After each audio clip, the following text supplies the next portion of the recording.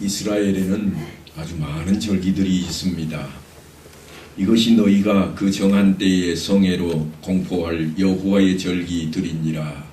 이처럼 성경 말씀을 통해서 공지할 정도로 그들에게 절기는 중요하게 인지되고 또한 다가오고 있습니다.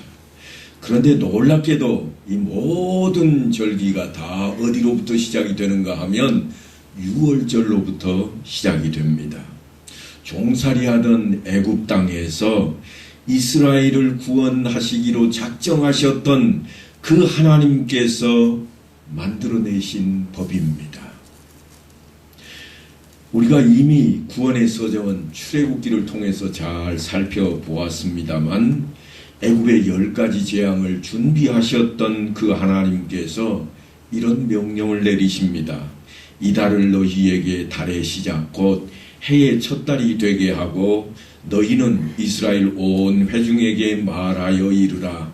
이달 열흘에 너희 각자가 어린 양을 잡을지니 각 가족대로 그 식구를 위하여 어린 양을 취하되.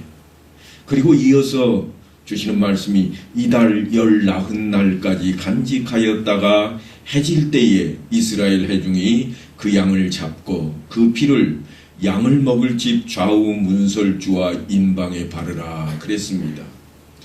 어린 양의 피를 문설주와 인방에 발라서 구원을 받았던 사건, 그것을 우리는 유월절이라 그럽니다.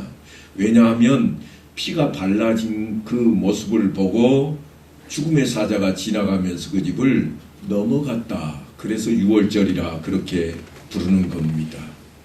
그런데 이 유월절은 사실은 정월 19날이 지나고 해가 지면 바로 그때가 시작입니다. 그 밤 안에 이스라엘 백성들은 어린 양을 잡아서 그 피를 문설주와 인방에 발라놓고는 그 집 안에서 무교병이라고 하는 누룩을 넣지 않은 떡을 떼면서 쓴 나물을 먹고 그리고 그 잡았던 어린 양의 고기를 몽땅 다 불에 구워서 급히 먹어야 됐습니다. 왜냐하면 그 밤 안으로 애굽을 떠나서 출발해야 되기 때문입니다. 그래서 그들은 옷을 갖추어 입고 있다가 그 시간이 되자마자 이 모든 일을 일사천리로 다 해내고 출발을 하게 되는 것입니다. 그것이 바로 유월절입니다. 그래서 이 유월절에 대한 이야기를 첫째 달 19날 저녁은 여호와의 유월절이라 그렇게 표현을 해놓고 있습니다. 사실 유월절은 이 한날 하룻밤 뿐인데요. 그 다음날 아침이 되기 전에 유월절 행사는 다 끝나버립니다. 하지만 우리가 생각하는 유월절은 길잖아요. 왜 그런가 하면 무교절이라 해서 이어서 일주일 동안 누룩을 넣지 않은 떡 그것을 계속해서 먹기 때문에 무교절이라는 표현을 써서 절기로 지키고 있습니다. 이달 15날은 여호와의 무교절이니 이래 동안 너희는 무교병을 먹을 것이요. 그래서 우리는 흔히 이 무교절까지를 포함해서 유월절이라 그렇게 이야기해버립니다. 그런데 이 무교절에는 사실은 놀라운 절기가 하나 더 포함이 되어 있습니다. 정신을 집중하지 않고 성경을 읽으면 놓쳐버리기 쉬운 장면이 우리 곁에 있습니다. 유월절은 사실 매번 요일이 바뀝니다. 마치 우리나라의 설날이 매번 요일이 왔다 갔다 바뀌듯이 유월절도 바뀝니다. 하지만 안식일은 바뀌지 않습니다. 안식일은 흔히 우리식으로 계산하기 쉽게 한다면 토요일날, 매번 토요일날이 안식일입니다. 그러니까 금요일날 해가 딱 떨어지는 순간부터 시작해서 다음날 해지기 전까지 토요일을 안식일이라 그렇게 그들은 지켜오고 있습니다. 그래서 안식일은 요일이 정해져 있는 겁니다. 그래서 안식 후 첫날 그러면 지금 우리가 지키고 있는 이 주일입니다. 안식 후 첫날은 반드시 주일입니다. 그 주일인 것을 기억하시고 성경 말씀을 보셔야 됩니다. 레위기에 보면 이런 말씀이 등장합니다. 안식일 이튿날 곧 너희가 요제로 곡식단을 가져온 날부터 세워서 7 안식일의 수요를 채우고 7 안식일 이튿날까지 합하여 50일을 계수하여 새 소제를 여호와께 드리라. 그러니까 지금 안식 후 첫째 날 요제를 드린다 그랬습니다. 곡식단을 요제로 드린다 그러는데 이 요제라고 하는 것은 뭔가 하면 불을 붙여가지고 제단 앞에서 흔드는 것을 요제라 그럽니다. 똑같은 곡식을 드리는데 그냥 번제 고기를 불에다가 사르듯이 그 제단 아래 놓고 사르는 것은 소제라 그러고요. 똑같은 곡식을 드리는데 단체 불을 붙여가지고 막 흔들어서 연기를 하늘로 올려보내면 요제라 그럽니다. 그 요제를 첫 곡식단을 가져다가 드렸습니다. 언젠가 하면 6월절이 있는 그 주 중에 안식 후 첫날입니다. 그러니까 6월절이 무슨 요일인가 그건 아무 상관이 없고요. 안식일이 지난 다음 날 우리식으로 하면 주일날 반드시 뭐가 생겼다고요? 처음 열매를 하나님 앞에 흔들어 드렸다. 요제로. 그래서 그걸 첫 열매라 그래서 초실절이라 그럽니다. 여러분들이 그 초실절을 깊이 생각을 좀 하셔야 돼요. 이 초실절은 처음 열매를 하나님께 드리는 날입니다. 그래서 이 첫 열매를 드리는 이 초실절은 6월절이 시작되고 처음 맞는 안식일이 지난 그 다음 날입니다. 공교롭게도 예수님께서 십자가에 못 박혀 죽으실 때에도 안식일이 있었던 때입니다. 성경 말씀을 제가 한번 읽어보겠습니다. 이날은 준비일 곧 안식일 전날이므로 저물었을 때에 아리마대 사람 요셉이 와서 당돌이 빌라도에게 들어가 예수의 시체를 달라 하니 이 사람은 존경받는 공회원이요 하나님의 나라를 기다리는 자라. 안식일 전날이 예비일입니다. 그러니까 우리식으로 하면 금요일이에요. 안식일이 되면 아무 일도 하지 못합니다. 장사도 지낼 수 없습니다. 그러니까 아리마대 요셉이 예수님께서 십자가에 못 박혀서 그대로 안식일을 놓아두게 되면 새가 와서 쫓는다든가 짐승들이 와서 해코지 하기 때문에 시신을 온전히 안치할 수가 없게 됩니다. 그래서 급히 쫓아갑니다.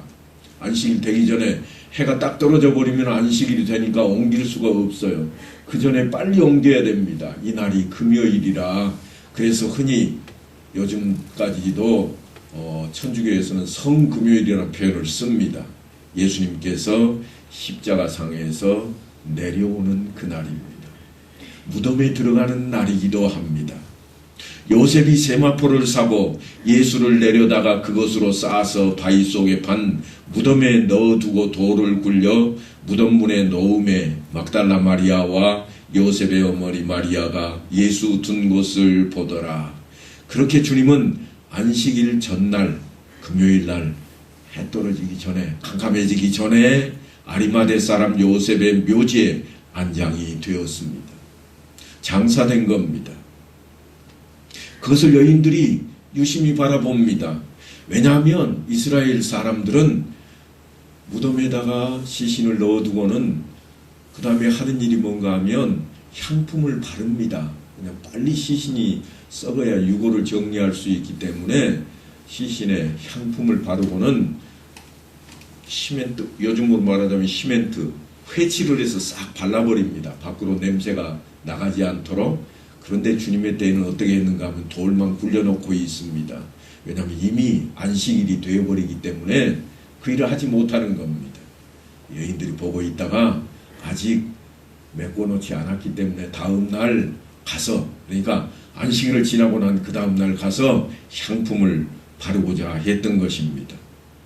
안식일이 지남에 막달라 마리아와 야고보의 어머니 마리아와 또 살로메가 가서 예수께 바르기 위하여 향품을 사다 두었다가 안식 후 첫날 매우 일찍이 해돋을 때에 그 무덤으로 가며 서로 말하되 누가 우리를 위하여 무덤 문에서 돌을 굴려주리요 하더니 눈을 들어본즉 벌써 돌이 굴려져 있는데 그 돌이 힘이 크더라.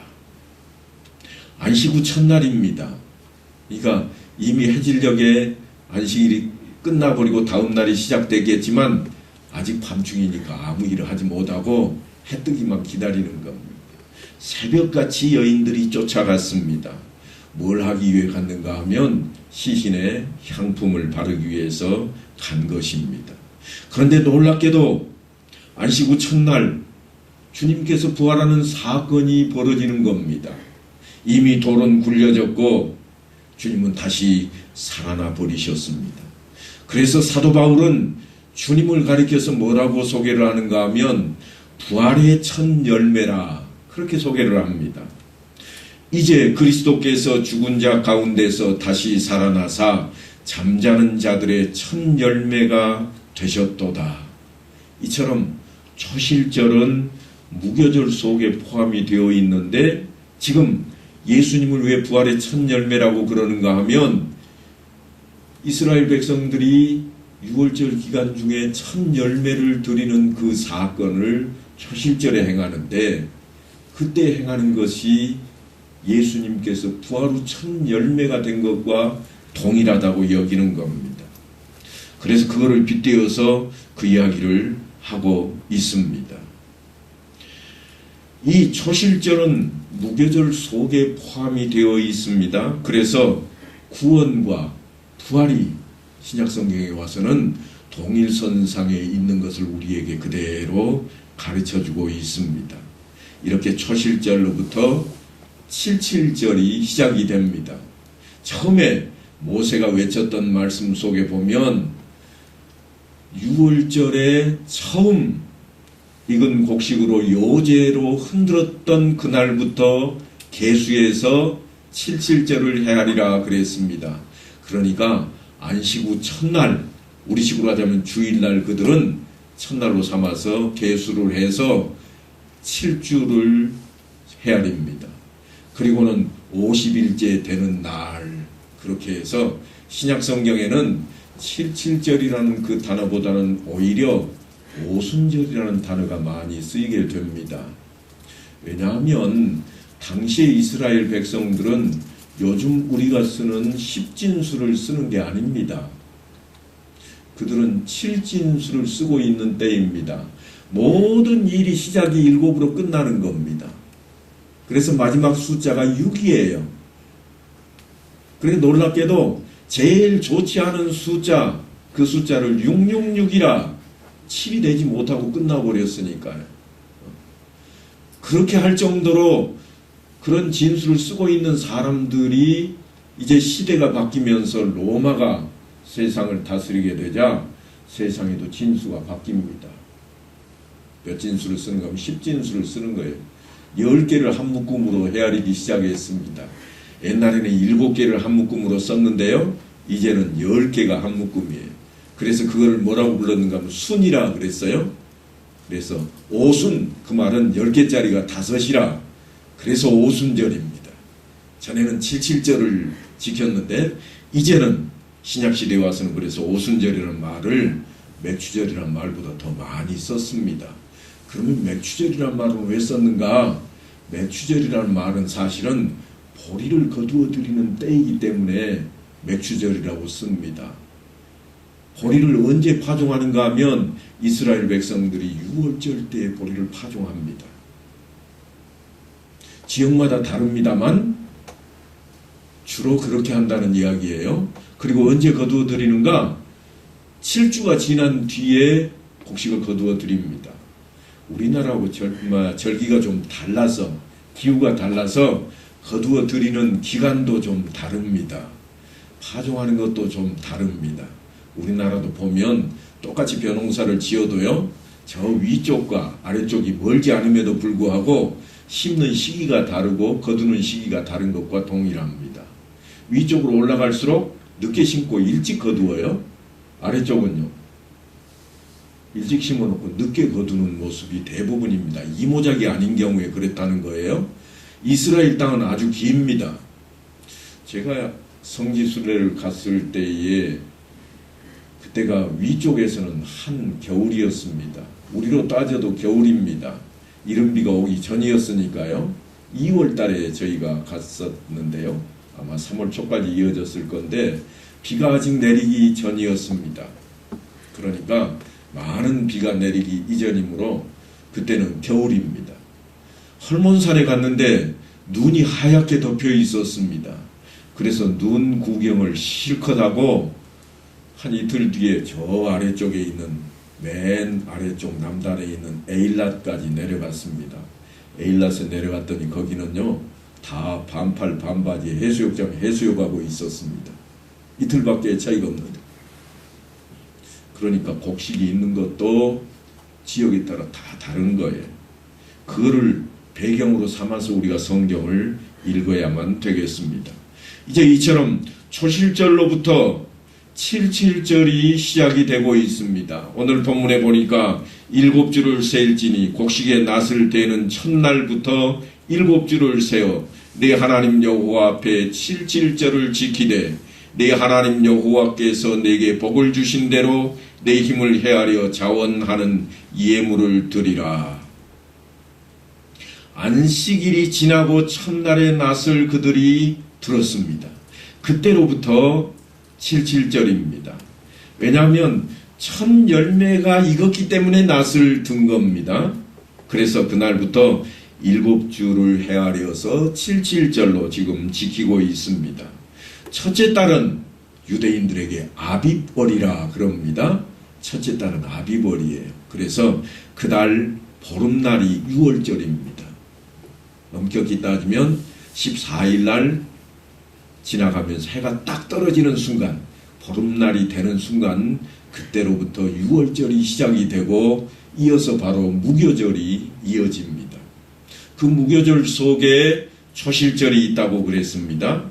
그리고 7주를 계산해 놓고 보면 이제 제3개월째가 됩니다. 그러니까 아마도 그들로 따지면 그들 절기로 해서 세 번째 달 시완월이 되는 거죠. 그때에는 보리를 거두어 드리기 때문에 흔히 맥추절이라 그렇게 부르기도 합니다. 바로 신약시대의 오순절이라고 부르는 그 절기입니다. 신약성경에 보면 다른 절기 얘기가 별로 없습니다. 갑자기 6월절을 지키기 위해서 예수님께서 예루살렘으로 올라오셨는데 예루살렘에서 예수님께서 십자가에 못 박혀 죽으시고 난 뒤에 그 사건을 전개해 나가다가 오순절에 다락방 사건으로 바로 이야기가 전개돼 버립니다. 그런데 이 오순절이 어떻게 거기에 등장하는가 하면 이 시대 사람들은 77절이라는 말보다는 오순절이라는 말을 많이 사용했기 때문입니다. 그래서 사도행전에 보면 오순절 날이 이미 이름에 그들이 다 같이 한 곳에 모였더니 호련히 하늘로부터 급하고 강한 바람 같은 소리가 있어 그들이 앉은 온 집에 가득하며 마치 불의 혀처럼 갈라지는 것들이 그들에게 보여 각 사람 위에 하나씩 임하여 있더니 그들이 다 성령 충만함을 받고 성령이 말하게 하심을 따라 다른 언어들로 말하기 시작하니라. 성령 하나님의 임재에 대한 이야기가 사도행전에 이처럼 기록이 되고 있습니다. 이 이야기는 사실 예수님의 약속으로부터 시작이 됩니다. 예수님께서 사도행전 1장에 보면 무슨 말씀을 하시는가 하면 예루살렘을 떠나지 말고 내게서 들은 바 아버지께서 약속하신 것을 기다리라. 요한은 물로 세례를 베풀었으나 너희는 몇 날이 못되어 성령으로 세례를 받으리라. 그렇게 약속해 주셨습니다. 그래서 오순절에 하나님께서 임재하는 성령의 임재 사건이 벌어지는 겁니다. 하나님이 임재하심이 왜 그들 안에 벌어지고 있는가 하면 우리가 잘 아는 내용입니다. 사도행전 1장 8절인데요. 오직 성령이 너희에게 임하시면 너희가 권능을 받고 예루살렘과 온 유대와 사마리아와 땅끝까지 이르러 내 증인이 되리라. 왜 성령이 임한다고 하는가 하면 성령이 임하면 너희가 하나님께서 주시는 권능을 받게 될 것인데 권능을 받고 해야 될 일이 뭔가? 내 증인이 되리라. 예수 그리스도를 전하는 증인이 될 것이라고 하는 겁니다. 이미 정해져 있는 일입니다. 다른 데 목적이 있지 않습니다. 목적대로 살아가라고 하는 그런 말씀입니다. 모세 때에도 있었던 일입니다. 오늘 본문은 모세 때 이야기니까 모세 때로 한번 돌아가 보십시다. 그때로 돌아가면 출애굽기에는 하나님께서 이스라엘 백성들 앞에 직접 나타나셨던 하나님의 강림 사건이 있습니다. 이스라엘 백성들이 애굽 땅을 떠나서 대략 한 46일 정도의 시내산 앞에 도착을 합니다. 그리고 깨끗이 씻고 준비해서 그들이 50일째 되는 날 하나님의 강림하시는 역사를 대하게 됩니다. 그래서 모세에게 나타나셔서 하나님께서 이런 말씀을 하십니다. 너희가 내 말을 잘 듣고 내 언약을 지키면 너희는 모든 민족 중에서 내 소유가 되겠고 너희가 내게 대하여 제사장 나라가 되며 거룩한 백성이 되리라. 이것이 이스라엘 백성과 시내산 앞에서 하나님께서 맺으신 시내산 언약의 내용입니다. 시내산 언약의 체결은 구약에 있어서 가장 중요한 사건입니다.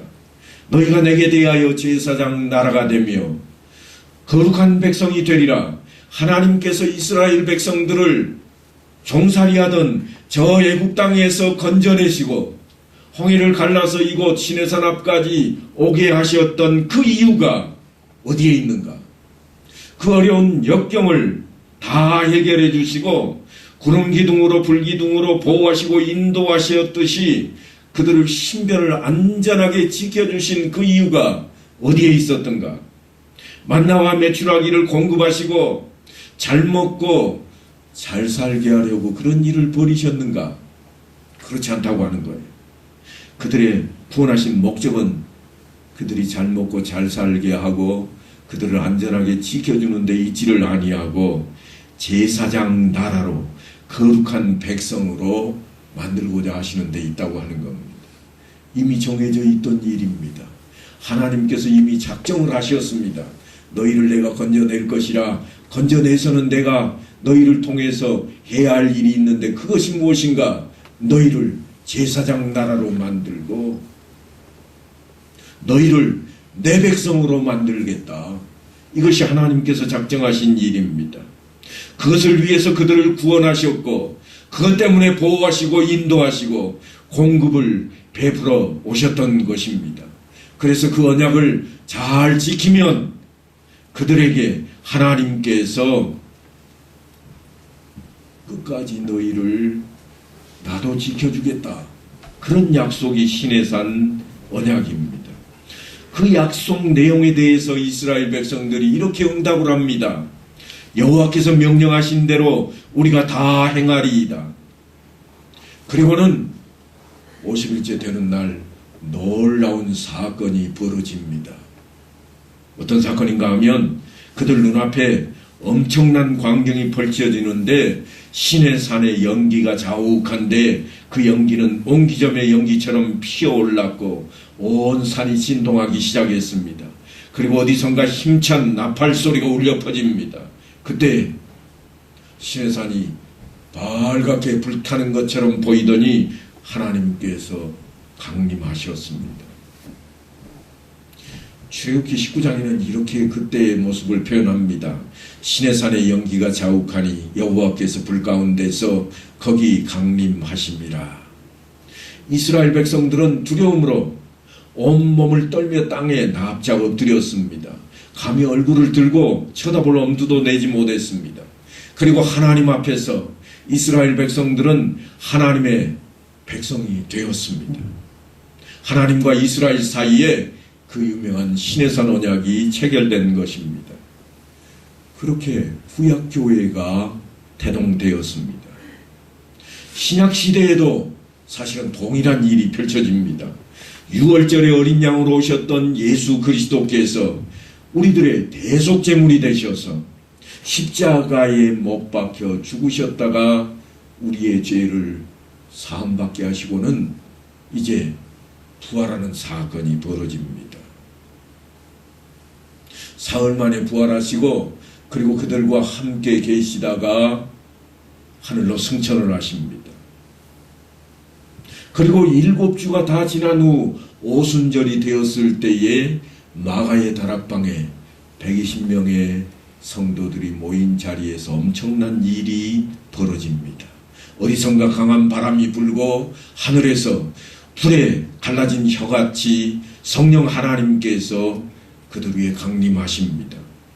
바로 신약교회가 탄생하는 순간입니다. 구약의 교회와 신약의 교회가 태동하는 공통점이 무엇인가 하면 우리 잘 먹고 잘 사는 데 있지를 않습니다. 구약시대에도 하나님께서 이스라엘 백성을 구원하셨던 그 목적이 제사장 나라를 삼고 그들을 통해서 하나님께 영광을 돌리게 하고 하나님 백성을 삼고자 하는데 있었던 것처럼 신약에도 주님을 통해서 우리를 구원하신 그 목적이 어디에 있는가 하면 우리를 통해서 예수 그리스도의 증거자로 삼고자 하는 데 있다고 하는 것입니다. 성령이 너희에게 임하시면 너희가 권능을 받고 내 증인이 되리라. 이미 목적은 정해져 있습니다. 그 일 때문에 신약의 교회가 탄생을 했습니다. 하나님의 구원입니다. 물론 출발점은 구약이나 신약이나 하나님께서 강림하실 때 그 출발점은 사실은 유월절로부터 시작이 됩니다. 유월절은 건져내었다 하는 표현입니다. 건져내는 일로부터 시작이 됩니다. 어린 양을 잡아서 문설주와 임방에 피를 바른 날도 유월절이요. 어린 양으로 오셨던 예수께서 십자가에서 피를 흘리셨던 그때도 유월절입니다. 종살이하던 이스라엘을 애굽에서 구원하시고 그로부터 7주 후에 성부 하나님께서 시내산에 강림하셨던 것처럼 또한 예수님께서도 부활하시고 제자들을 가르치시며 또한 하나님 나라를 약속하시고 40일 동안 함께 하셨던 그들과 헤어져서 하나님 우편으로 올라가신 승천하신 후에도 이제 오순절에 성령 하나님께서 마가의 다락방에 강림하셨습니다. 그러니까 성부 하나님이나 성령 하나님이나 동일하게 오순절에 우리 앞에 강림하신 겁니다. 구약의 교회와 신약의 교회가 모두 오순절에 시작되게 됩니다. 왜 하필 오순절인가? 오순절은 6월절에서 7주간이 지나고 난 이후에 열매를 드리는 때입니다. 하나님께서 우리를 통해서 열매를 원하고 계신다는 겁니다. 단순하게 열매를 바치는 감사제만을 의미하는 것이 결코 아닙니다. 맥주절인 77절은 6월절에 뿌렸던 씨앗이 열매를 맺고 연글어서 그 열매를 하나님께 드리는 날이요. 이제 그 하나님만 믿고 의지하고 따르라고 하는 깊은 의미가 그 안에 담겨 있습니다. 꽉 말라있던 땅에, 메말라있던 그 땅에 어떻게 열매가 맺을 수 있을까? 하나님께서는 그들에게 비를 주시고 그 비를 통해서 파종하게 하시고 또한 파종된 것이 급히 자라게 하셔서 열매를 맺기까지 함께 하신다고 하는 것입니다. 그래서 그분만을 믿고 따르라고 하는 믿음이 필요한 것이라. 구약 성경은 늘 그럽니다. 발로 물대는 것처럼 그렇게 비옥했던 땅이 애굽 땅이었다면 이제 하나님께서 너희에게 허락하신 땅, 젖과 꿀이 흐르는 땅은 하늘을 쳐다봐야 되는 땅이라. 언제 비 주실까요? 비가 언제쯤 올까요? 물을 흡수해버리는 땅이라 물이 고여있지를 않습니다. 이제는 오직 하나님만 바라는 땅이 하나님께서 복주시는 땅이라고 하는 것입니다. 그분만을 의지하라고 하는 것인데 그 믿음을 통해서 주님은 이런 표현을 쓰십니다. 그들의 열매로 그들을 알리라. 너희의 믿음의 결과는 열매를 통해서 알게 될 것이라. 이것은 그냥 되어지는 것이 아닙니다. 주님께서 이런 말씀을 하셨습니다. 그들의 열매로 그들을 알지니 가시나무에서 포도를 또는 엉겅퀴에서 무화과를 따겠느냐. 이와 같이 좋은 나무마다 아름다운 열매를 맺고 못된 나무가 나쁜 열매를 맺나니 좋은 나무가 나쁜 열매를 맺을 수 없고 못된 나무가 아름다운 열매를 맺을 수 없느니라. 그 말씀을 하시면서 또 우리에게 이런 말씀을 덧붙이십니다. 나는 포도나무요 너희는 가지라. 그가 내 안에 내가 그 안에 거하면 사람이 열매를 많이 맺나니 나를 떠나서는 너희가 아무것도 할 수 없습니다. 여러분은 어떻게 생각하십니까? 나는 할 수 있다.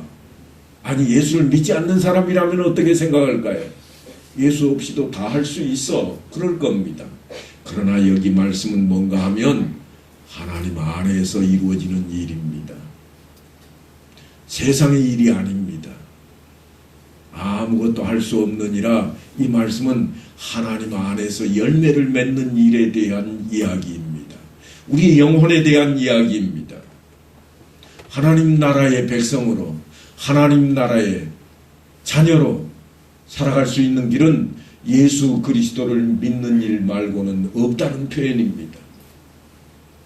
그러므로 구약의 교회가 하나님의 구원하심을 경험한 첫 열매로서 이스라엘이 자신을 드리면서 탄생하게 되었다면 신약의 교회는 예수 그리스도의 부활이 처음 맺은 열매로서 주님의 자신을 드리면서 탄생하게 된 것입니다. 이처럼 구약의 77절은 신약에 와서는 오순절로 더 잘 알려져 있습니다. 120명의 성도들이 주님께서 승천하신 후에 마가의 다락방에 모여서 늘 기도하며 주님의 약속을 기다리고 있었습니다. 간절히 기도하던 가운데 그들은 성령의 충만함을 받게 되었습니다. 성령의 능력을 받은 그들은 이제 해야 될 일이 생겼습니다. 그래서 그들이 한 일이 뭔가 하면 잘 먹고 잘 살았더라 그런 게 아니에요.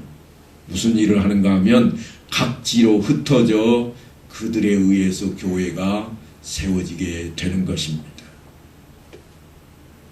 2000년이 지난 오늘날 바로 이 엄다에 교회가 세워진 것도 그 맥락을 따라서 지금까지 이어져 오는 주님의 명령대로 살아간 이들의 행동입니다.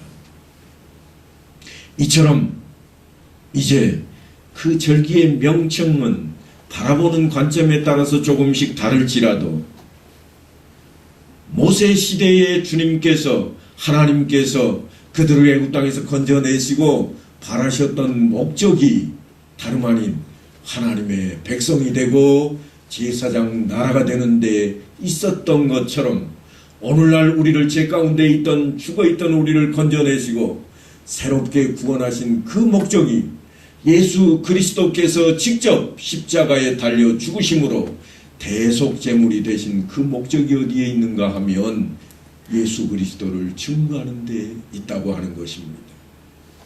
그러니까 우리가 세상을 살아가는 목적은 다른 데 결코 있지를 않습니다. 요리문답 1번에서 말씀하는 것처럼 오직 하나님께 영광 돌리는 데 있습니다. 우리의 삶이 그래야 되겠다고 하는 것입니다. 오늘은 우리가 모세 시대로 들어가서 그들이 지켰던 유월절의 의미를 살펴보면서 오늘날 우리가 지키고 있는 오순절에 대한 이야기까지 함께 나누어 보았습니다. 이 모든 것들이 그러한 열매를 거두시게 함도 성령 충만하게 하심도 주님께서 우리의 대속제물이 되시고 우리를 구원하셨기 때문에 가능해진 일들입니다. 가지가 포도나무에 붙어있지 아니하면 스스로 열매를 맺을 수 없음 같이 너희도 내 안에 있지 아니하면 그러하리라. 나는 포도나무요 너희는 가지라. 그가 내 안에 내가 그 안에 거하면 사람이 열매를 많이 맺나니 나를 떠나서는 너희가 아무것도 할 수 없습니다. 오직 하나님만 바라보았던 구약의 이스라엘 백성들에게 모세가 70절을 지킬 것을 명령한 것처럼 오늘날 우리도 마음에 새겨야 됩니다. 그래서 오순절에 성령이 임한 그 사건이 거저 있는 사건이 아닙니다. 우리가 성부와 성자와 성령의 이름으로 세례를 받게 되는 그 일이 그냥 있는 일이 아닙니다. 하나님께서 작정하신 일입니다. 무엇을 위해 작정하셨는가? 예수 그리스도의 증거자가 될 것을 작정하셨습니다. 그래서 친히 너희가 나를 택한 것이 아니요 내가 너희를 택하여 세웠나니 이는 너희로 가서 열매를 맺게 하고 또 너희 열매가 항상 있게 하여 내 이름으로 아버지께 무엇을 구하든지 다 받게 하려 함이라. 주님께서 하신 이 약속을 굳게 믿고 이 한 주간도 신앙 안에서 믿음으로 이겨나가는 온 성도들 삶이 되시기를 간절히 축원합니다.